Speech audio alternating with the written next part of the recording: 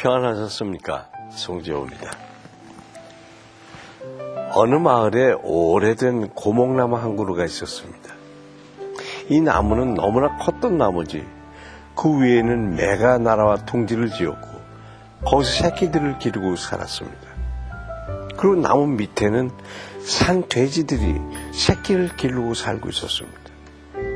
매들이 떨어뜨리는 나무잎과 찌꺼기들은 밑에 있는 돼지들의 먹이가 됐고 돼지들의 찌꺼기는 매의 먹이가 됐기에 이들은 서로 공생하며 평화롭게 살았습니다. 이때 이것이 세민한 여우가 이들을 갈라놓기 위해서 한 꾀를 냈습니다. 여우는 곧장 매에게로 달려가 얘기했습니다. 나무 밑에 있는 돼지들은 너희를 잡아먹으려고 매일 나무 밑동을 갉아먹고 있어. 얼마 못 가서 나무가 쓰러지면 너희 새끼들은 떨어져서 돼지 밥이 될 거야. 가끔씩 나무가 심하게 흔들리지 않았니? 그게 바로 밑둥이 넘어지려는 징조야. 그러고 이번엔 돼지에게로 달려가서 얘기합니다. 나무 위에 있는 매가 새끼 돼지들을 잡아먹으려고 항상 기회만 노리고 있단다. 네가 먹이를 구하러 멀리 가면 가끔 어미새가 내려와서 네 집을 기웃거리지 않았어? 그게 바로 매가 너희 새끼들을 노리고 있었다는 증거야. 이때부터 매와 돼지는 서로를 믿지 못하는 생활을 받게 됐습니다. 매는 모이를 구하러 나갈 수도 없었습니다. 혹시 나간 사이에 나무가 쓰러지면 새끼들이 돼지에게 잡혀먹힐 것이 상상됐습니다. 그래서 꼼짝 못하고 항상 새끼를 지키고 있었습니다. 이는 돼지도 마찬가지였습니다. 그렇게 매와 돼지는 서로 경계하면서 새끼들만 지키고 있었습니다. 결국 매도 돼지도 굶주려서 그만 죽고 말았습니다.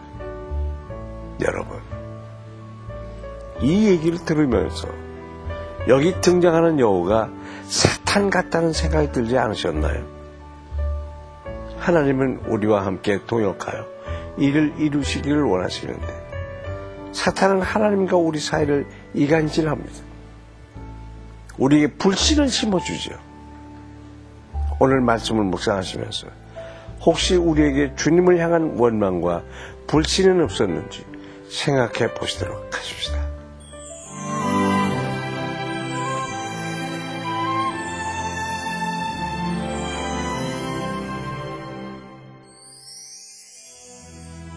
오늘 본문 말씀은 출애굽기 14장 10절에서 14절까지의 말씀입니다. 바로가 가까이 올 때 이스라엘 자손이 눈을 들어본즉 애굽 사람들이 자기들 뒤에 이른지라 이스라엘 자손이 심히 두려워하여 여호와께 부르짖고 그들이 또 모세에게 이르되 애굽에 매장지가 없어서 당신이 우리를 이끌어내어 이 광야에서 죽게 하느냐 어찌하여 당신이 우리를 애굽에서 이끌어내어 우리에게 이같이 하느냐 우리가 애굽에서 당신에게 이른 말이 이것이 아니냐 이르기를 우리를 내버려 두라 우리가 애굽 사람을 섬길 것이라 하지 아니하더냐 애굽 사람을 섬기는 것이 광야에서 죽는 것보다 낫겠노라. 모세가 백성에게 이르되 너희는 두려워하지 말고 가만히 서서 여호와께서 오늘 너희를 위하여 행하시는 구원을 보라. 너희가 오늘 본 애굽 사람을 영원히 다시 보지 아니하리라. 여호와께서 너희를 위하여 싸우시리니 너희는 가만히 있을지니라. 애굽을 탈출한 후에 바로의 병거 부대가 추격을 시작하자 이스라엘 백성들은 두려운 나머지 여호와께 부르짖습니다. 그러나 이들의 기도는 점점 모세에 대한 원망과 애굽을 떠나게 하신 여호와에 대한 불평으로 변하고 있었습니다. 그들은 자신들이 처한 상황 앞에서 불신자와 똑같이 생각하고 똑같은 말을 하고 있는 것입니다. 또한 그들은 하나님의 약속이나 은혜와는 상관없이 일시적인 안락을 위해서 차라리 다시 과거로 돌아가고 싶다는 노예의 근성에 젖은 말을 서슴지 않고 내뱉고 있었습니다. 이것이 시작으로 해서 광야 기간 동안 이스라엘 백성들은 어려움에 직면할 때마다 구속의 은혜를 욕되게 하는 불신과 원망 섞인 불평을 끊임없이 계속했습니다. 이같이 10번이나 하나님을 시험한 이스라엘에 대해서 오래 참으시고 마침내 가나안 복지에 이르게 하시는 하나님의 구원 사역은 참으로 강권적으로 임한 불가항력적인 은혜입니다. 우리에게도 기도로 시작한 일을 원망이나 불신으로 결국 망쳐버리는 모습은 없는지 한번 살펴봐야 하겠습니다. 13절에서 14절은 원망하고 불신하는 이스라엘을 향해서 외치는 모세의 위대한 선언입니다. 제일 먼저 모세는 두려워하지 말고 라고 말합니다. 위기의 상황 속에서 하나님을 신뢰하지 못할 때 나타나는 첫 반응은 두려움이기 때문입니다. 이어서 그는 너희는 가만히 있을지니라고 명령합니다. 이 말은 너희 자리를 지키라라는 그 자리에 꿋꿋이 서 있으라는 뜻으로 상황이 절박하다 하더라도 신자가 서 있어야 할 신앙의 자리를 떠나지 말라는 지시입니다. 이어서 모세는 여호와의 구원을 보라라고 도전합니다. 이는 넘실대는 홍해의 바닷물이나 중무장한 애굽 군대보다 위에 계신 하나님의 권능을 더 크게 소망하라는 것입니다. 모세는 이스라엘 백성들에게 여호와께서 너희를 위하여 싸우시니라 라고 선포합니다. 기독교는 결코 죽은 우상을 섬기는 무능한 종교가 아닙니다. 성도의 삶 속에서 능동적으로 역사하시는 살아계신 하나님의 능력을 믿는 것입니다. 그러므로 신자는 위기 상황에서도 가만히 있을 줄 알아야 합니다. 이 말은 혀를 물다, 침묵을 지키다라는 뜻으로 더 이상 불평하지 않고 조용히 여호와의 구원을 기다린다는 뜻입니다. 우리는 어떤 위기의 순간에서도 그보다 더 크신 하나님을 소망하는 성도가 되어야 하겠습니다.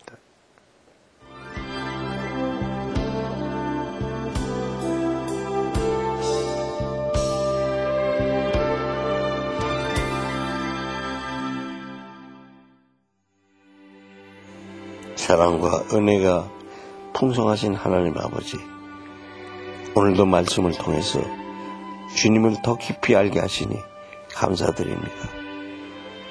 힘들 일이 닥칠 때면 하나님께 도와달라고 부르짖다가 때로 주님을 향한 원망과 불평의 마음을 가지지는 않았는지 우리 자신을 돌아봅니다. 또한 마치 주님을 알지 못하는 사람처럼 행동하고 말할 때가 많았음을 고백합니다. 우리가 입술로 불평하고 마음으로 원망했던 죄를 용서하여 주시옵소서. 그리고 모든 것을 합력하여 선을 이루는 주님을 믿음으로 바라보기를 원하옵나이다. 그렇게 날마다 소망을 가지고 살아가게 인도하여 주시옵소서. 예수 그리스도의 이름으로 기도합니다. 아멘.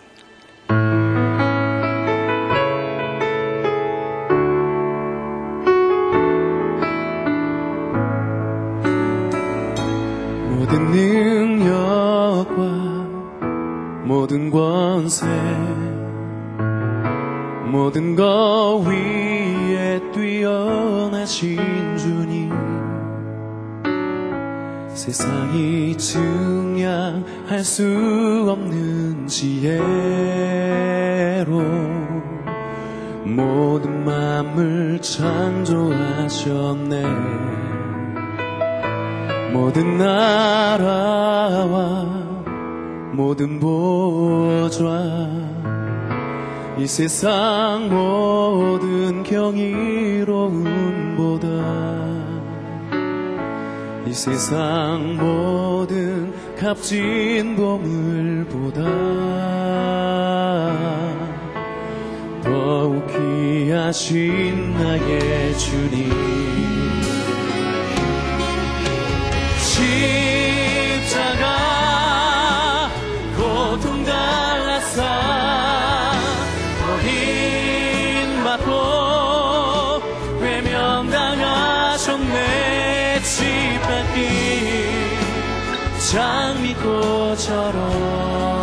장미꽃처럼 나를 위해 죽으셨네. 나의 주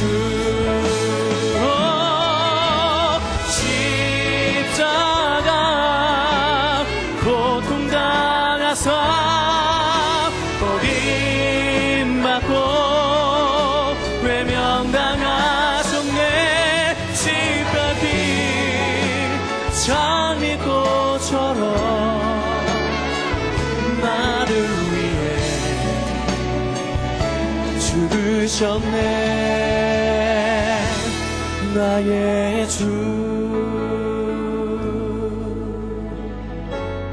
지벽이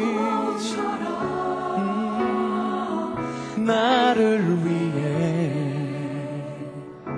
죽으셨네. 나의 주.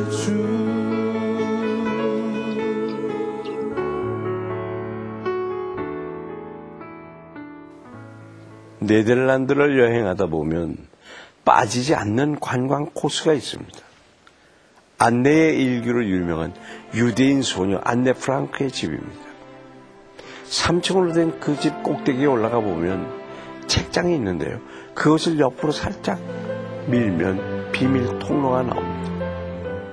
그 통로 아래에 있는 작은 공간이 바로 독일 비밀 경찰을 비해 유대인 가족이 숨어 지내던 곳입니다.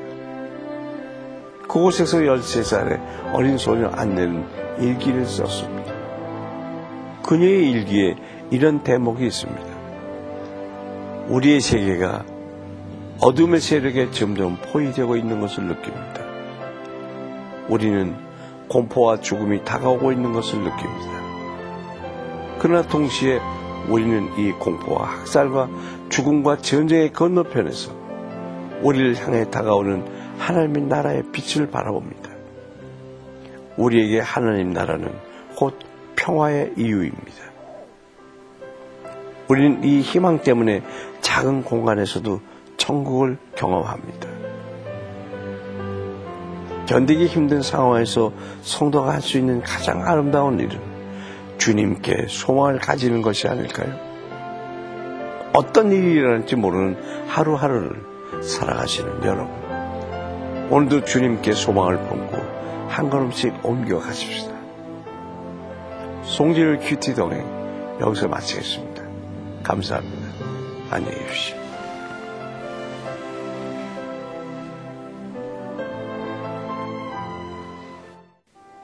이 프로그램에는 GTM에서 큐티 교재 GT를, 책으로 만나는 성지순례 답사기 바이블 루트를, 대한기독교서회에서 성경 찬송 합본을, 리브가에서 마늘 참초를, 수아영에서 기초 화장품을 협찬해 주셨습니다.